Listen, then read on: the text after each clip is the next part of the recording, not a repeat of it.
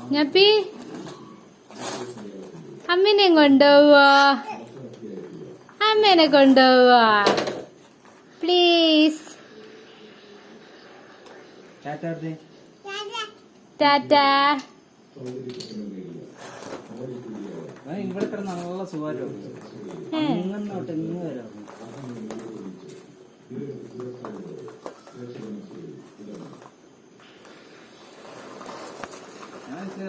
കപ്പ കയറുമ്പോ അത് അവനത് തുറക്കുന്നു.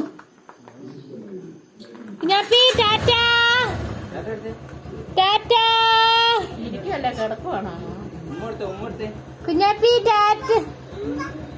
ഉമ്മ ടാറ്റാ. ഉമ്മ